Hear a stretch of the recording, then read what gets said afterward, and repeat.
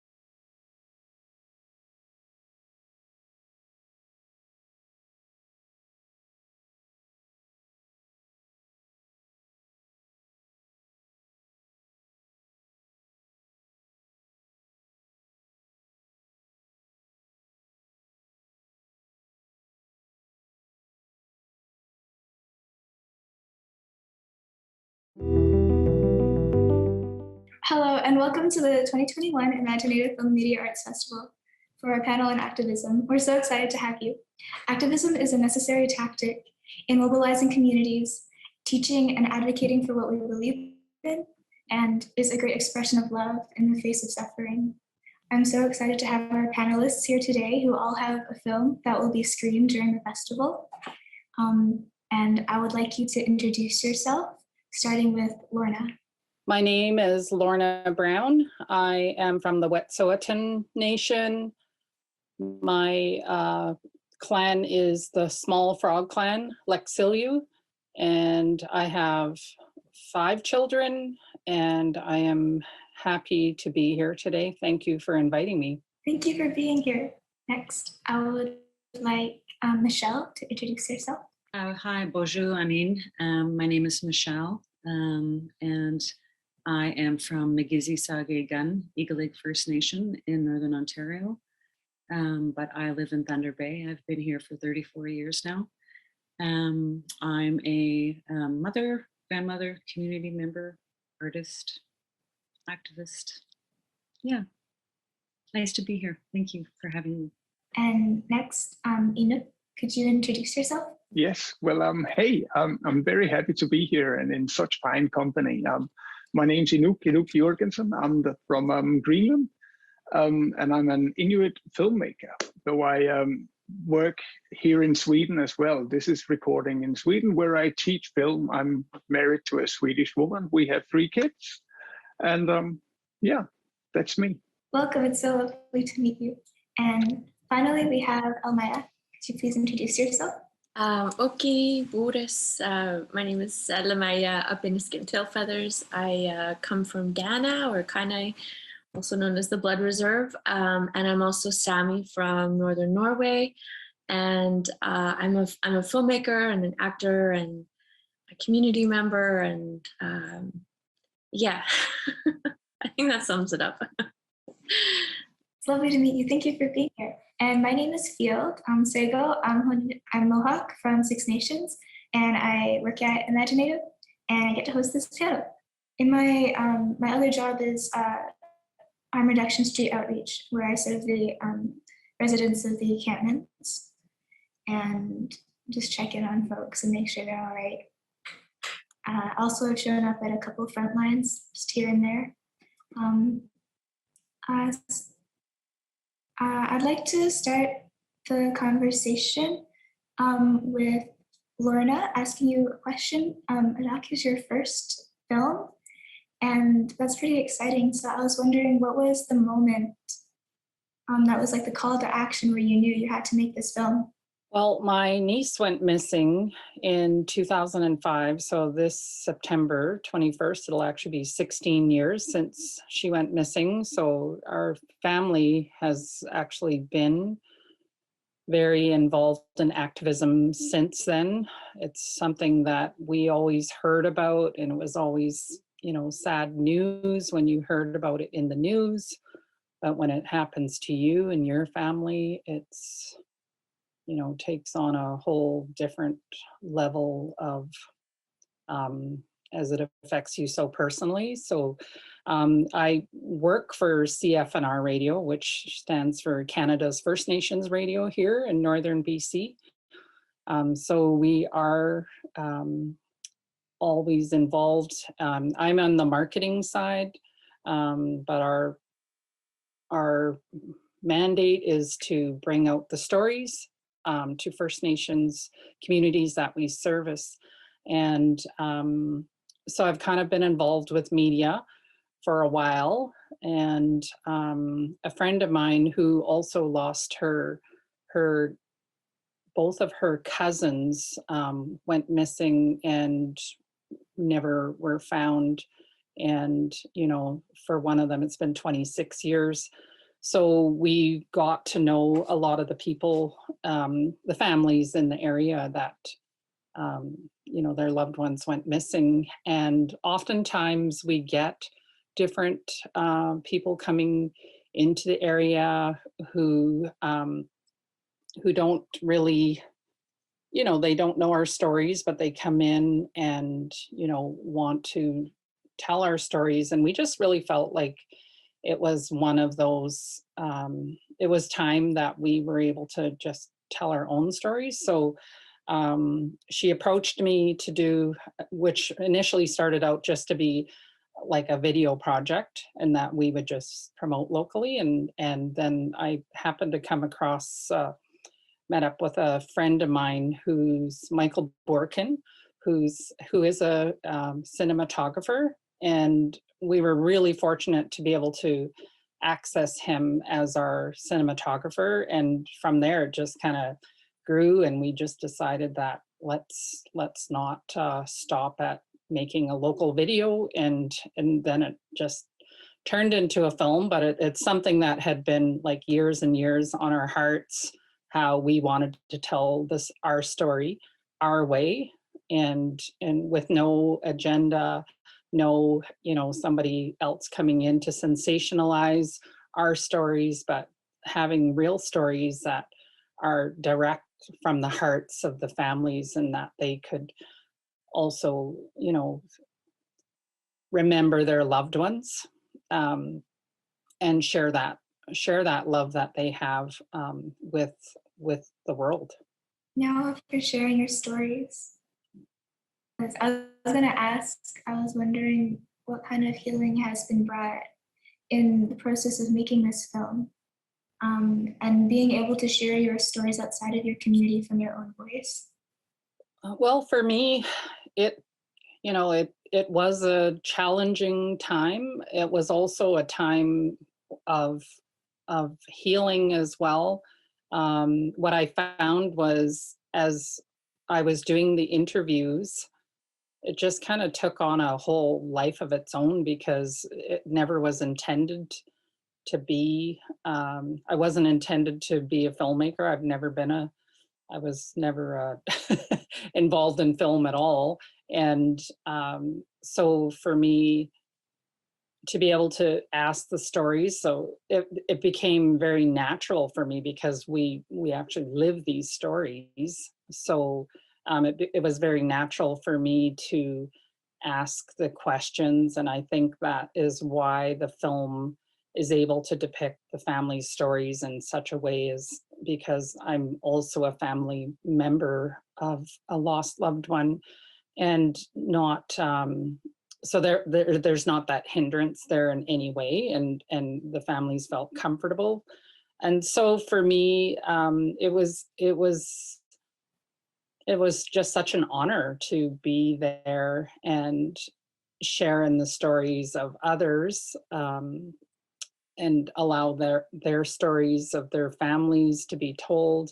And so you just feel like, because so often you feel very helpless, right? You don't have answers, and some of these families have been pleading for like 26, 27 years and even longer with no answers. And so for me, having family members come to me and say that, thanks for telling my story, and it is a part of the healing. It is like, we'll never ever fully heal, like when you lose a loved one and you don't have answers. You're not gonna ever, nothing, life is never the same. But we did have many of them come and say that they were so happy that we were able to tell their story their way. And so that, in a sense, does bring a lot of healing. It was a very, very emotional time for myself, because often I worked alone in the project, many hours in the evening. And so it does take an emotional toll. But at the same time, it's like, I just have to remember that, this brings healing to the other families that are going through the same thing. So in a sense, it does, you just feel like you're doing something, and to be able to bring that out to others, and hopefully our goal is always be that maybe somebody would have, they would see the film, hear the story one more time, because there's people out there that know things and maybe have tips. And so it's always our goal whenever we tell our story that, you know, somebody might come forward so a family has at least a little bit of closure. So so that to me was healing. My next question is specifically for Michelle, and it's open to everybody, especially after what you just shared, Lorna, working on this on your own most nights. What ways do you practice care and recuperation for yourself and your crew while you're telling these stories to make sure that you can keep going? Yeah, that's huge. And I've been doing this for 15 years, making films. And before that, I was frontline and doing social work, working in communities and with crisis and trauma and suicide intervention and things like that. So it's been going on 30 years, I guess, 25, 30 years that I've been doing this. And like Lorna, I never meant to do this either, right?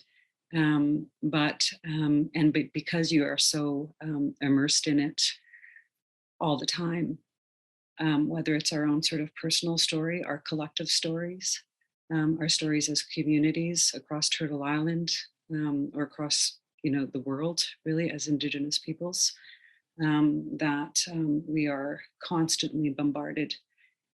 So I think I've had to learn over time how to do that and how to care for myself and my spirit and to protect myself and to keep myself safe. And for me, it has everything to do with the land.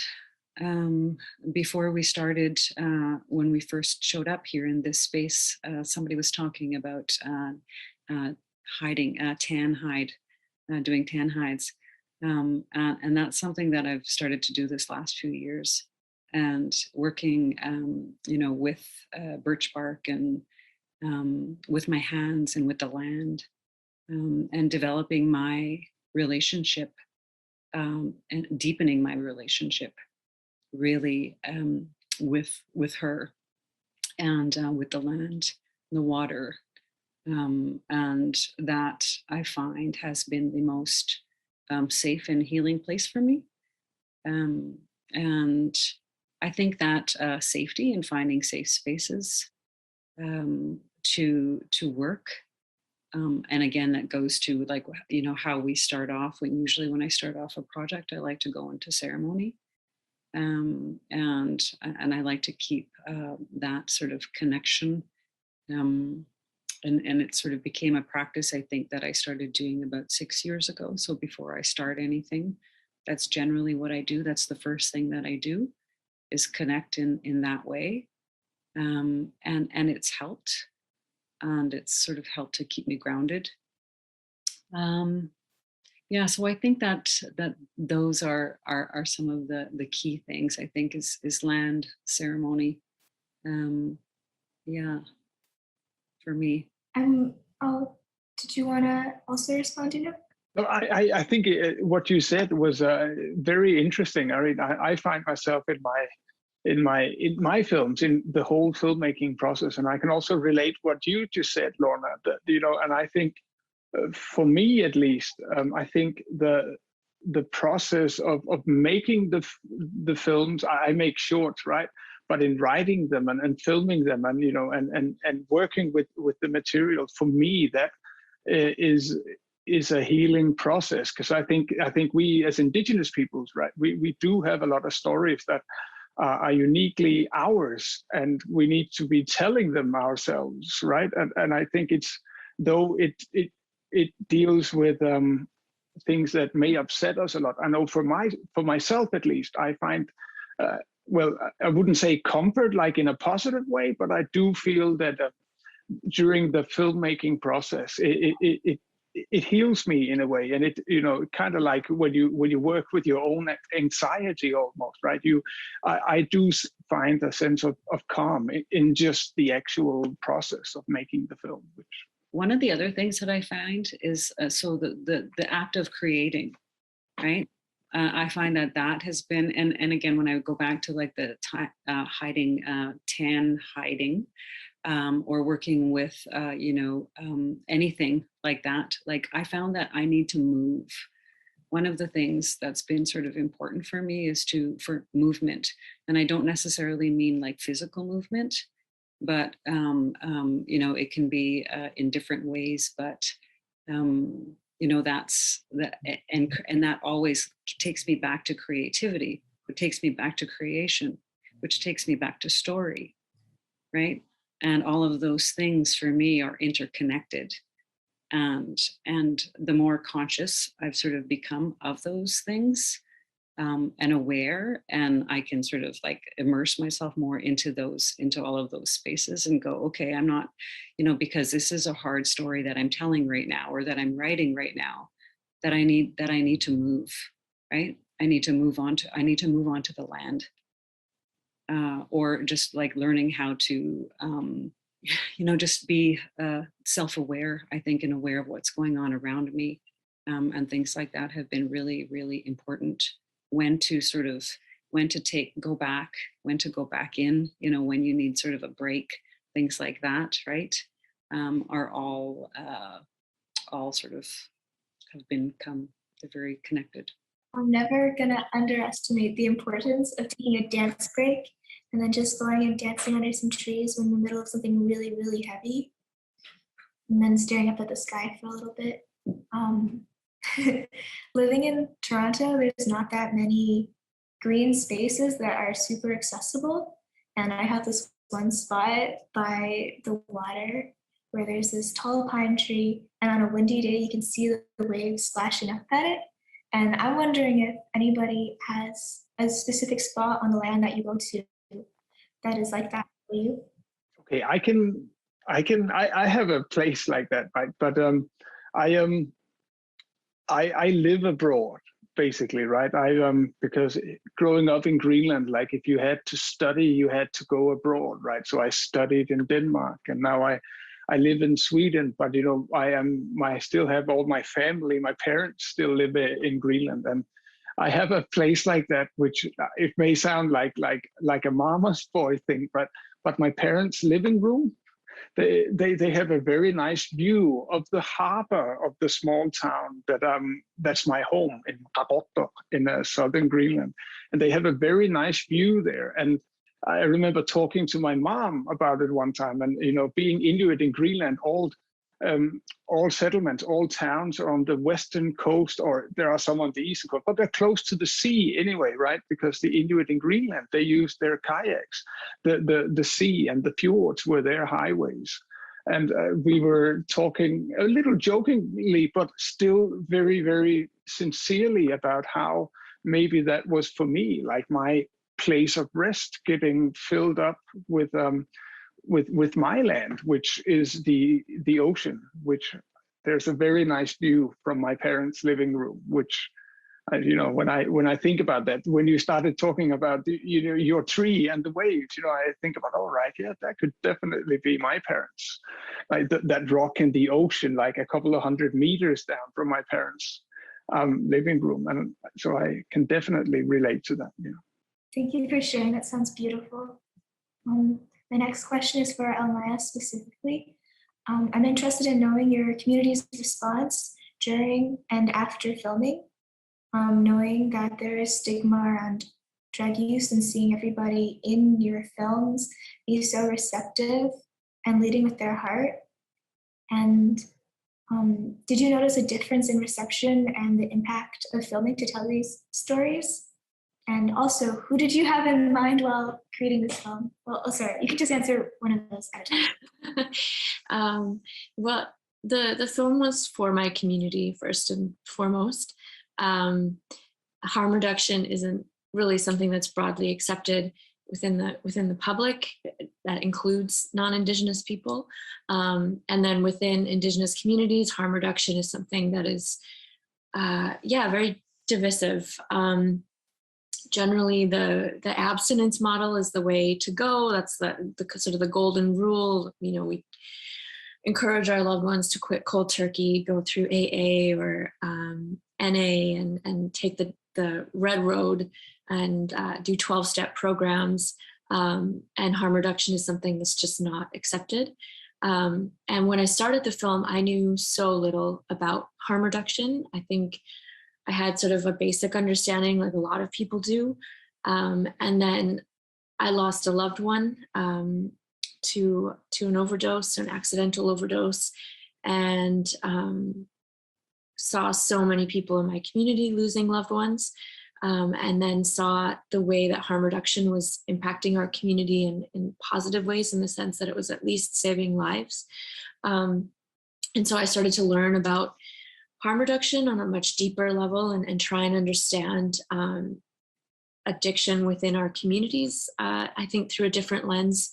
And in that journey of learning, in that journey of spending a lot of time with people who work in harm reduction agencies, like on the front lines, particularly in Vancouver's downtown east side, I spent a lot of time with the Western Aboriginal Harm Reduction Society, and just learned so much from them. Like I was going to their board meetings and going to their weekly meetings, and then just spending time with people at the Portland Hotel Society. And I felt that everything I learned in that time of working so closely with people on the front lines, I needed to share with my community. And so the film, first and foremost, was for my community and for other Indigenous communities who are kind of wrestling with that difficult discussion of whether or not harm reduction is of value to our communities, or if it enables community members. So I made the film for my people, and then other Indigenous communities struggling as well with the overdose crisis, or the drug poisoning epidemic, and addiction as a whole. And in terms of the reception, I think there's like easily 200 people or more from my community who contributed to this film in some capacity, whether that be in the year of research that I did, where I just sat with community members, like people from all walks of life within my community, to talk with them and listen and learn from them about, their experiences and their ideas towards harm reduction and addiction as a whole. And then I think there's over 50 people that appear in front of the camera, mostly from my community. And so during that process, I was consistently kind of interrogating my position as a filmmaker, not just as a community member, but as a filmmaker, because there's so much power to be held when you are the one behind the lens, making creative decisions, making the decisions and how this story is told. And I kind of feel like, as someone, who has never lived with substance use disorder, and B, someone who's not working on the front lines, that my position simply as the filmmaker was not enough. Like I needed to consistently ask myself, like, why am I making these creative choices? Why am I choosing these people in front of the camera? And so in that process, I feel like I was constantly having conversations with myself, and also with others, with my mom who's in the film, with other community members, with my filmmaker friends, because documentary comes from an anthropological lens. The history of documentary is about looking at the other, and I think with Indigenous documentary, it's a very, very different process, and I think we're all still kind of figuring that out. What it means to be a documentary filmmaker working with your own people. And so as we started to get into the edit process, actually before we did that, we cut together 7 short films with the footage that we were filming for the feature. And those shorts were used by the community to encourage dialogue, to encourage knowledge building, because again, harm reduction is something that's so complex and you can't just like explain in 10 minutes. And so as we were filming, my mother asked, Maija, is there some way that we can see this footage right away to share with the community? And so we made the decision early on to make 7 short docs. They were very utilitarian, nothing special, literally just for the sake of of disseminating knowledge in the community and trying to build a stronger foundation of understanding of what harm reduction is and what it looks like on the front lines. And so you kind of see those films within the feature film where where it was shown to community members. And there's one segment where I'm visiting with the people at the community shelter, and I'm showing them a video of a managed alcohol program, and then we have a conversation about it afterwards. And there was a lot of that over the 3.5 or 4 years that we filmed. And so there was that.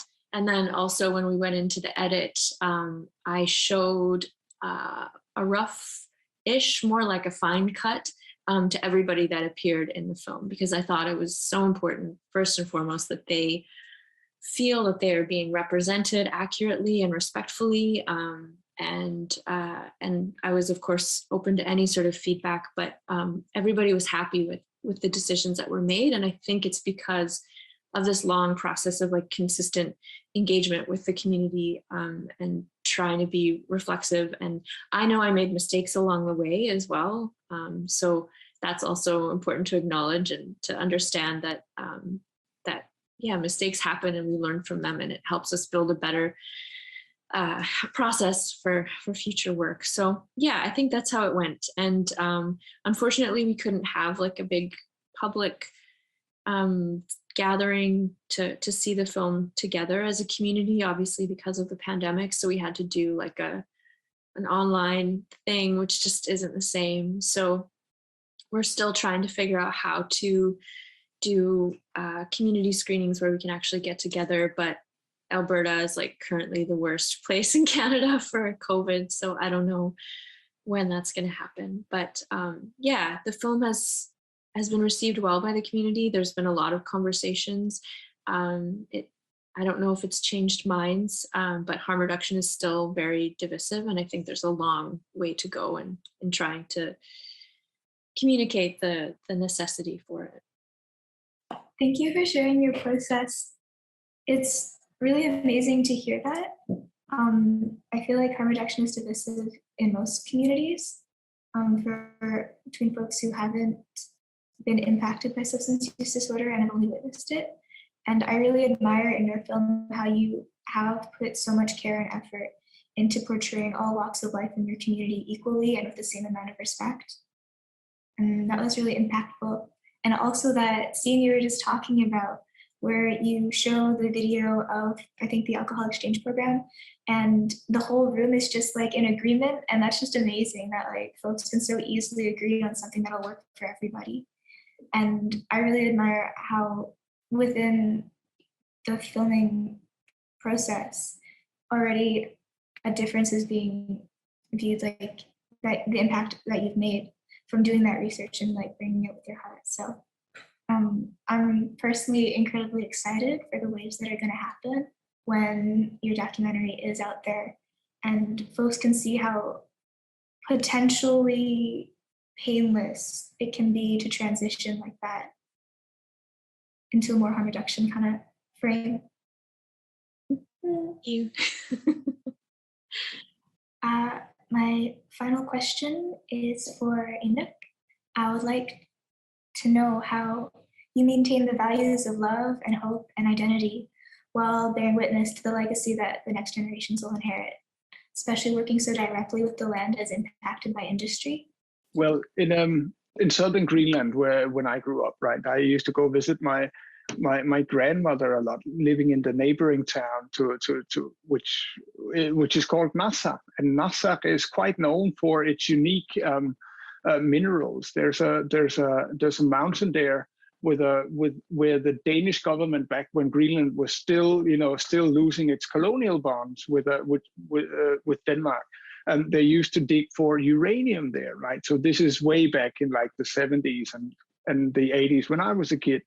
But lately, interest has been has been awoken again internationally by these big corporates that want to come there and dig out these precious metals that we all use in our phones and you know, and in our screens and all that. So this whole idea of uranium, at least, has like come to the surface in Greenland again, which is a big thing. And for me, this happened in, you know, where I grew up. So I had a very strong, well, I was opposed to this, but when I decided to make a film about this was because the Greenlandic government at the time, they had abandoned the zero tolerance towards uranium, and they opened up for the possibility for this huge open pit mine, basically right on top of where my grandmother used to live. You can almost put it like that. And for me, that created a lot of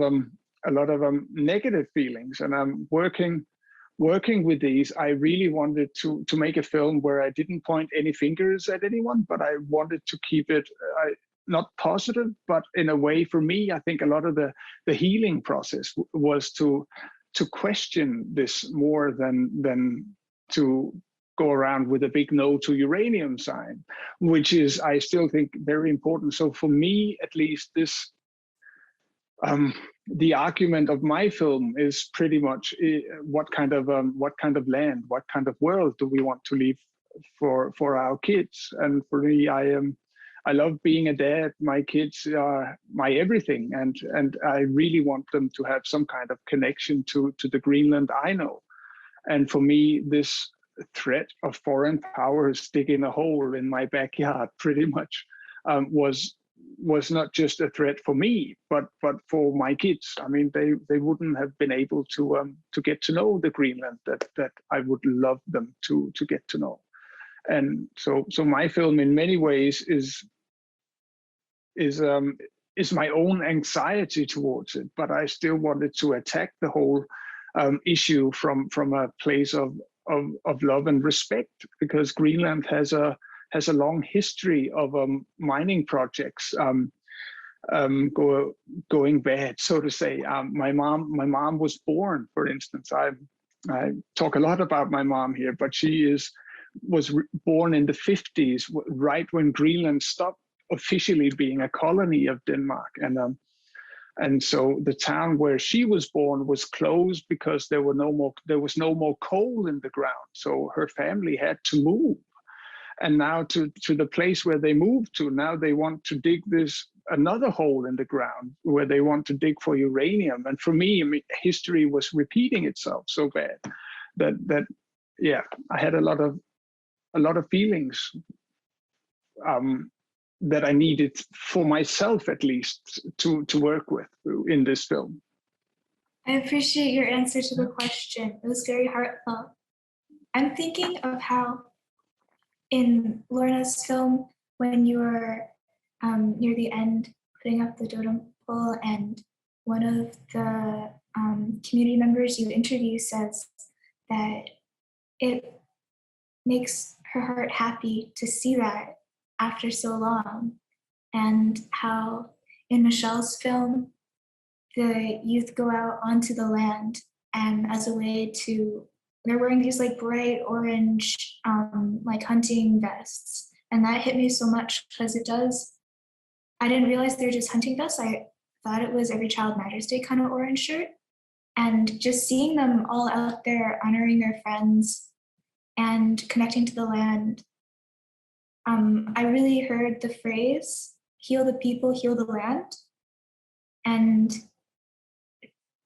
wondering like, how do we let the hearts of our loved ones be happy in these kinds of connections while witnessing this? And so I guess that was more my question, is we do have to process all of this, and making creative responses is really important. And bringing community together is really important. And listening and just doing what community asks instead of whatever we think the solution is, but just listening and putting their stories out there is what I see from all of your films. And I'm wondering what your response is. I think in creating films and telling our stories, really just opening that dialogue for community and for non-Indigenous people to listen and hear, because I always say, unless you know the stories, or just have an open ear, it just opens the door to understanding. And without being able to listen, we'll never be reconciled. We always hear about reconciliation, and that word gets tossed around a lot. However, I just feel like if we can't tell our stories, and like, so many things have happened to our people, and like in talking about the land, and just being able to connect to the land as well. Like my sister, it was her vision to have this totem pole raised, and it's actually raised just above the Skeena River, which I grew up in Prince Rupert, and I fished with my husband, and so that connection to the water is definitely a big part of who we are, and it's where our food source is.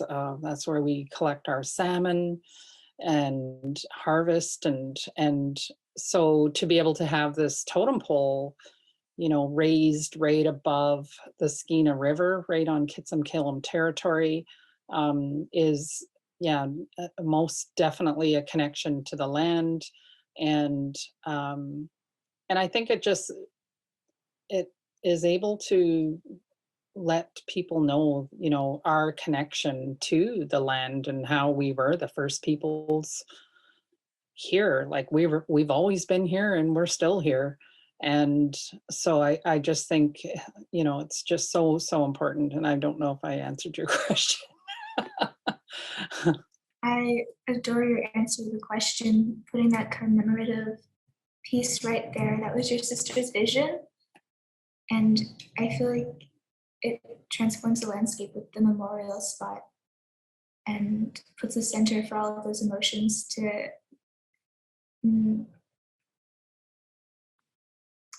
materialize around, or just have a landing place. And I really admire how in Inuk, your film is directly honoring an ancient story that is being reflected right now, and how the land extraction is affecting your homelands, and re-bringing those ancient stories, putting breath into them. And that's a really wonderful gift to give to future generations, to hear a present form of these stories, and to be able to apply these lessons in a contemporary context. Yeah, I totally agree. I really do, and I mean, my short film opens with a fairy tale of this little red rock called Dutubite, which in Greenlandic literally means the blood of reindeer, and it's about how this woman gave birth on this mountain where they want to dig this huge hole, right? So in many ways, for me, that sacred story, in a way, we need to preserve that story, and I mean, for me, it's such a clear symbol of foreign exploitation that is where they want to dig the third largest uranium mine in the world, which is, I mean, brings up a lot of feelings for me, at least, and definitely in Greenland also. So yeah. Thank you all for sharing your stories and your experiences and your lessons on the panel today. And I'm so excited for everything that will happen next, with all of your works going out there and influencing the hearts of everyone who gets to see them. And for all the healing that you've really stood for the communities that you work with, and for your own healing too. If anyone would like to comment on what's next for you, maybe in response to the films that you've made, or just going forward with the lessons you've learned. I would love to hear those as the closing remarks to the panel. It's open to anybody. Sure, I'll go. I feel like this is a very shy group. Or maybe humble. I think I kind of just wanted to talk about like maybe what I learned from making this film, which is that joy is essential for our people, for ourselves as artists, for our communities to move forward. I think it's just so important that we uphold joy and recognize that as a very radical thing. And the same goes for love and hope. I didn't really realize it when I set out on the journey of making this film, but one of my goals was just to humanize my community, because so often in Southern Alberta, we're not perceived as human beings. And what we were seeing in the media was just in the news media was just kind of like a consistent misrepresentation of my people. And I wanted to be able to counter that narrative with the beauty and strength that I know within my community. And even though it's such a heavy subject matter, and addiction has touched everybody on some level within my community, I think all Indigenous communities, I felt that as I worked through that process of making the film, I came to understand the necessity of joy and representing joy on screen, and the way that joy and love can also be methods of humanizing our people on screen, especially when, again, we're not seen as human beings by so many settlers in extremely racist places like Alberta. And so moving forward, I want to continue to center joy and love in my work. I think that's so necessary for the next generation as well, because we're just so used to seeing our pain and our grief on screen. And that pain and that grief needs to be acknowledged and recognized, and we all have to move through it. It's like we can't just ignore it, but we do need to, I think, I need to, in my work, center joy and love and hope, just as a means of moving forward, because there's something very action-based about that, something that's like, I guess, healthy also, because I just want to be, I want to be good for my community in the sense that I want to be well, and I want to be healthy, and I want to be a contributing member of my community. And I think in order to do that, I need to continue to center joy and love in my work. So I guess that's kind of like what's next. Yeah, I actually will just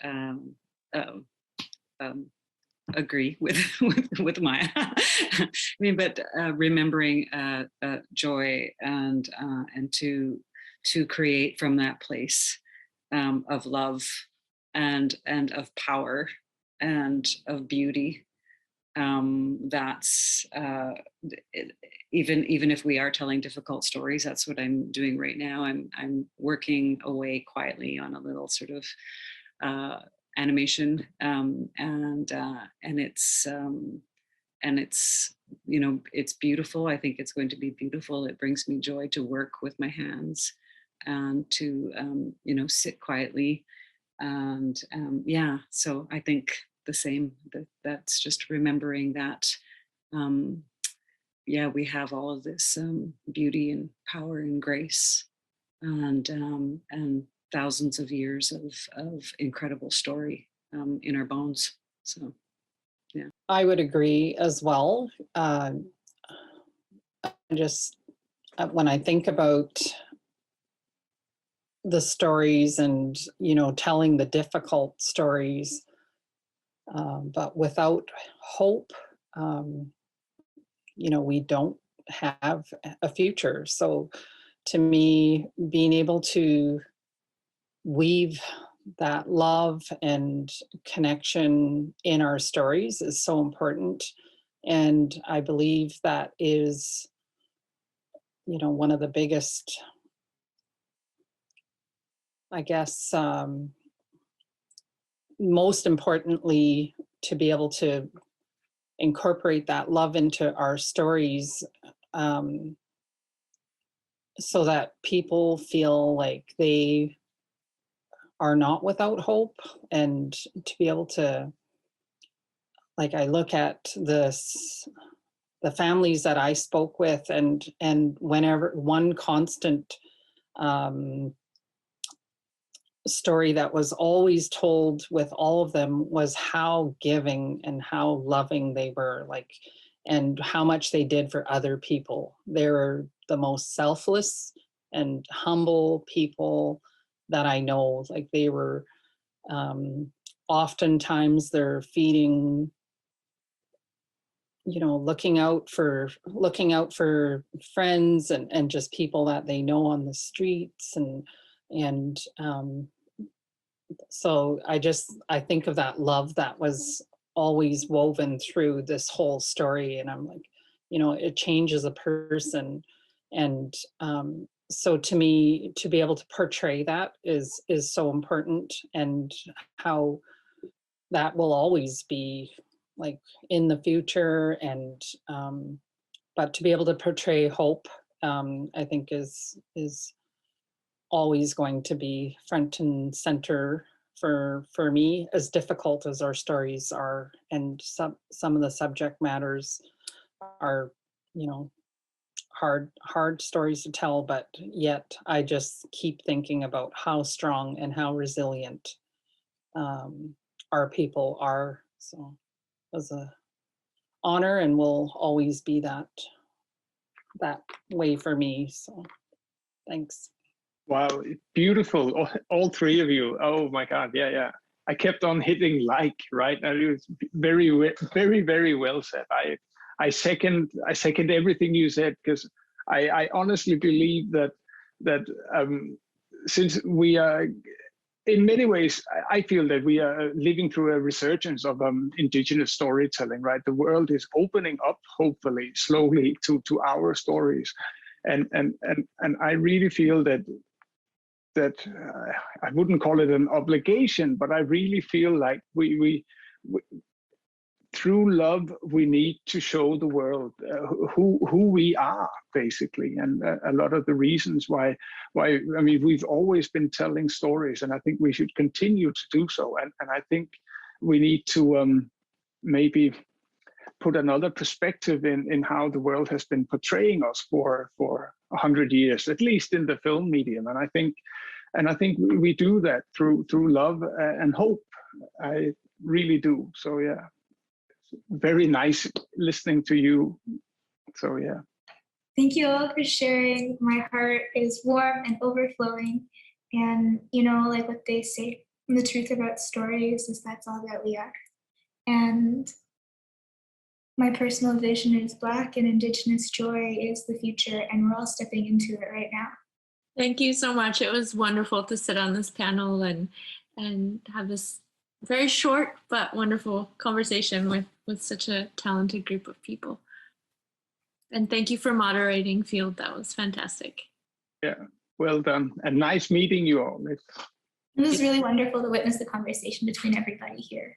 Yes, thank you, everybody. It was an honor. Thank you for sharing space with me and Field. It was great. Thank you so much for moderating.